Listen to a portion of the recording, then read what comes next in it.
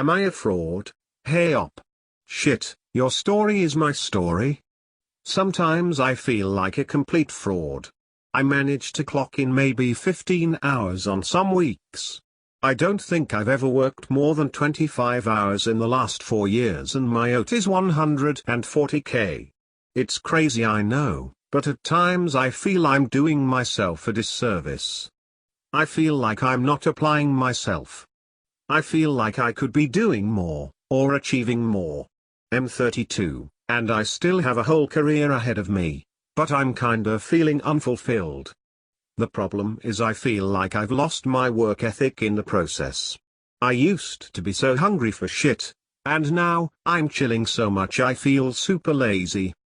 This is rant. There came a point in time a few years ago that I couldn't handle the business I had, let alone hang around the office to pick up more, so asked for my freedom. At the time, it was thought to be temporary, and as with sales it may not last forever, but the owner is fine with me doing what I do as long as the numbers are where they need to be. If I'm putting up numbers without any retail work, then as far as he's concerned, it's all gravy for him. It's all outside sales to the end user in the flooring industry. My work is processing plans and walking sites. The rest is on my phone and laptop. Stress is high, but hours are low. The stress follows me everywhere, so that's the only downside. Not just a mantra, it's 100% true. Your talent doesn't mean anything at big or bad territories pop at the right time. Lazy people luck into amazing territories. And really smart, talented grinders get really bad territories and can't sell the most popular database on the planet to save their lives. I know a number of people in their apps org and one or two on the tech side. From what I've heard, seen, the tech org seems like a shit show, but some of my friends selling their SaaS do well. You still there or moved on to greener pastures? I'm at one of their major competitors for HCM and it's all pretty much the same for the most part. Quite likely I've heard that saying from past Oracle folks who are now at our firm, apps definitely tends to be a more stable. It all comes down to leadership, and core tech has been broken for a long time. It's far in my rear view, fortunately. Their turnover is so high and the alumni spreads out like a shotgun blast, it wouldn't surprise me if you've got a few around you. The one thing I'll say about the big corporations is that their product training is a lot more dialed in than startups and even mid-sized companies. It's tough to see how important that is until you don't have it anymore. Totally relatable for me too. I've been working 4-day weeks for almost 2 years now, taking off Wednesdays whenever I can. Funny thing is, putting in less hours or days has not had any negative effect on my performance. I think quite a few people tell publicly they work 60+ hours a week and spend 30 hours of that on Redditing off at the workplace. I say I work for 25-30 hours a week plus Reddit time. I have never been in this position, but fuck a side hustle. This is the time you learn how to invest and start investing in businesses. As long as it doesn't affect your work or have the same customers, take that money you are earning and learn how to double it. It will consume your time and feel like an accomplishment. Imposter syndrome, homie. I'm in the same boat and am always conflicted about my work ethic. Sometimes I'll justify this by telling myself that I don't need to work hard since I'm working smart.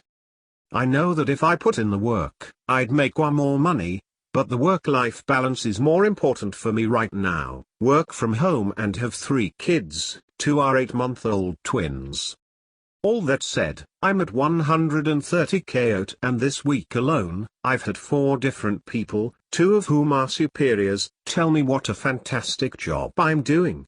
This is me, but with 4 kids.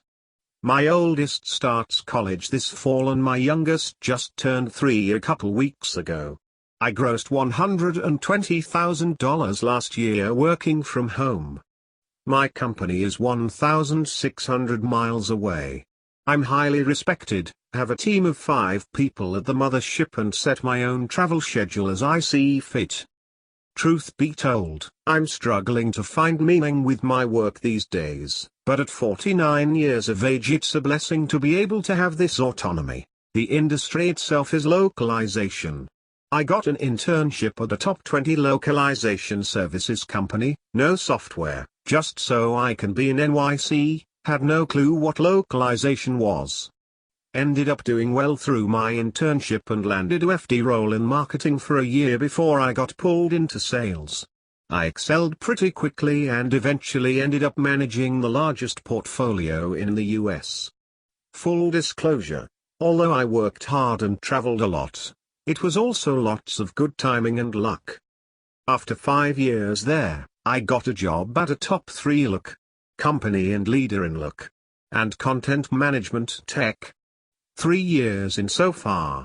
Damn, I was relating so hard to what you were saying until you said 130k gross. I'll make 50k this year at probably 106%. I am trying to put more effort and work 40-50 hours instead of 20-30, but I have a hard time motivating myself to double my hours for a potentially extra 5k 8k. You need to give yourself more credit. You sound like you're waiting for your pension for retirement, which is why you can't make a move. Can't get soft just because you have no leverage. If you're early in your career, I am assuming you're young, and what do young people have to their advantage? Not experience, but time. Time to explore. Never stay locked or loyal to one company, one role, one way of thinking. Keep your options open at all times. No matter how good you think you have it. This is all speaking from experience. I've been with company less than a year early in my career and made the switch within 6 months. If you have no desire or purpose to stay at your current employers outside of your resume reputation, you may be there for the wrong reasons. If you're doing what you are asked to do, making money and have a good work-life balance, then who cares? But, let me point out. How much do you think you'd be making if you actually applied yourself? I was in the same boat. Applying myself ended up earning me twice the money last year. If you don't care about earning more, then just keep plugging along. Sounds like you're in a good situation. Don't feel like fraud. Some people need to put in that much work to get the results they need. If you are getting the results that you want and what your employer wants, then keep doing what you're doing. Don't feel like you have to work just as hard as other salespeople just because they are. John could work 70 hours and only get 20 sales. Jeff could work 40 hours and get 40 sales.